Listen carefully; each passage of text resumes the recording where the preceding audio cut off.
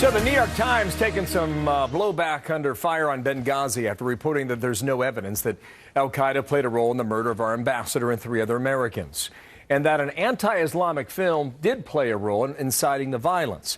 Key Republican lawmakers blasting that report, calling it inaccurate, and saying the attack on the U.S. consulate was clearly planned and led by al-Qaeda. Congressman Peter King chairs the subcommittee on counterterrorism intelligence, and he is my guest now. Sir, good morning to you. Good morning, Bill. What do you think of the report? You saw it in the New York Times. You called it misleading yesterday. What do you think now? I think it's entirely misleading, and I agree completely with what Mike Rogers said in the the bit you showed earlier on. The fact is that Ansar al-Sharia is affiliated with al-Qaeda. We're never going to be attacked probably by al-Qaeda core again. We've known that for several years. Going back to the Christmas Day bombing in 2009, the Times Square bombing in 2010, that was not core al-Qaeda. These were affiliates of al-Qaeda. So to say that it was an affiliate rather than al-Qaeda itself means absolutely nothing. I mean, from the start, the question I had was Ansar al-Sharia involved? They were. So I consider that an al-Qaeda attack. That's the new face of the enemy we face. Al-Qaeda is adapted. React to this then, because that reporter was on Meet the Press. And what he seemed to suggest was that if you cannot tie it to Osama bin Laden, then you cannot call it al-Qaeda. Oh, he's entirely wrong. The fact is, this is the new face of al-Qaeda, and we have to face up to that. And that's what a number of us have been saying for several years now, that core al-Qaeda has been very much weakened. As a result of that, al-Qaeda is now splintered, it's metastasized, it's morphed, and in many ways it's more of a threat now than it was on September 11, 2001. And if our State Department people didn't realize that in Benghazi, then that's even more of an indictment than what we knew before. If they're trying to say that they were not ready for an attack from Ansar al-Sharia because they didn't know it was affiliated with al-Qaeda, then they really fell down in the drum more than we even thought they did. And Ansar al-Sharia has a training camp right near that compound in Benghazi. The reporter is David Kirkpatrick, and what he said, quote, "If by al-Qaeda you mean the organization founded by Osama bin Laden."